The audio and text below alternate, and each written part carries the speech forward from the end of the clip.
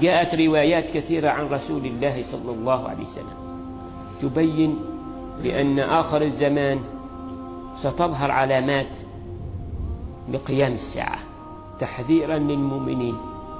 ومن جملة هذه الأخبار التي وردت، من جملة هذه الأخبار كثرة القتل، كثرة القتل، الهرج والمرج، وهذا الشيء واقع، كثرة القتل.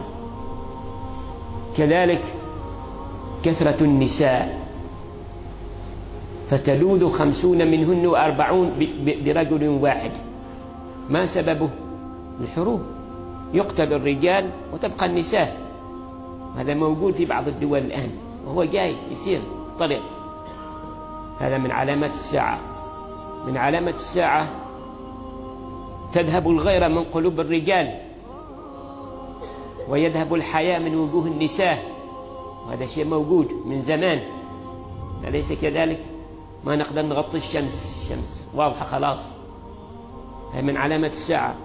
كذلك من علامات الساعة تعطيل حدود الله تعالى. الرسول صلى الله عليه وسلم أخبر: لتنقضن عرى الإسلام عروة عروة، فإذا نقض الناس عروة تشبثوا فيما بعدها. وأول ما ينقض من عرى الإسلام أحكام الله تعالى، الحدود، إقامة الحدود على الزاني والسارق وشارب الخمر وغيره. وآخر ما يضيع الصلاة. وكل هذا واقع، أليس كذلك؟ كل ده واقع.